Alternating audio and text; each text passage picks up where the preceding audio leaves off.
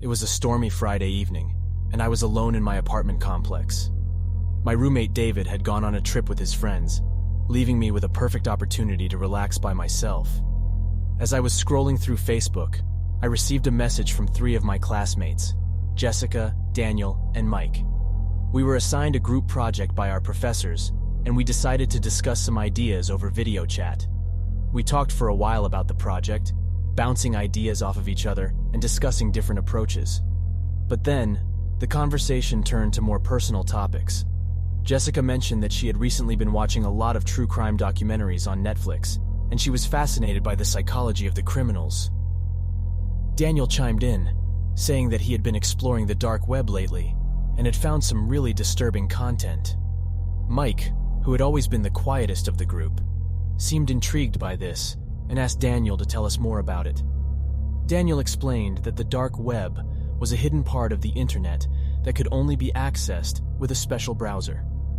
He said that there were all kinds of things for sale on the dark web, from illegal drugs and weapons to stolen credit cards and fake passports. But what fascinated him the most were the chat rooms and forums where people shared disturbing images and videos. We were chatting away, trying to make sense of the project again, when suddenly the lights flickered and the internet connection went out. We were all confused, but then we heard something, a faint whispering sound. We tried to ignore it, but it only grew louder and more sinister. And then, all of a sudden, we saw a message pop up on our screens. It was from a username we didn't recognize, and it said, "I've been watching you." We tried to ignore the message, but it was as if the username had taken control of our computers. We could see our cursors moving on their own, opening files and tabs that we didn't click on. And then, the username sent us a link to a website called The Torture Chamber. We didn't want to click on it, but it was like our hands moved on their own, and we found ourselves staring at a grotesque image of a woman without her arms and legs, with sewn mouth. We all felt sick to our stomachs. Suddenly, the whispering sound grew louder, and we saw a dark figure lurking in the background. He wore a mask made of human skin, just like Leatherface from the Texas Chainsaw Massacre. He introduced himself as the Collector, and he said that he had been waiting for us. We tried to leave the chat, but he wouldn't let us.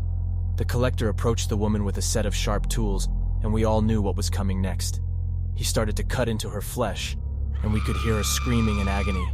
He continued to mutilate her, carving out pieces of her flesh as we watched in horror. We tried to scream and tell him to stop, but our voices were lost in the chaos. As the horrifying scene played out on our screens, we desperately tried to disconnect our computers and shut down our chat client, but it seemed like the Collector had complete control over our devices. Every time we attempted to take control, our screens would go black, only to flash back to the torture chamber a few seconds later.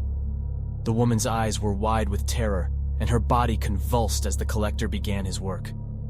He carefully made incisions along the contours of her body, pausing occasionally to admire his handiwork. He worked with the precision of a surgeon, but there was a sickening pleasure in his movements that made us all shudder. The woman's screams echoed through the room, and we could see the tears streaming down her face. The Collector seemed to take pleasure in her pain, and he worked slowly, savoring every moment. He cut away large chunks of her flesh, revealing muscle and bone, and tossing the pieces aside as if they were nothing more than scraps of meat. As he worked, the Collector spoke to us in a calm, almost conversational tone. He talked about the joy of creating his dolls, and how each one was a unique work of art.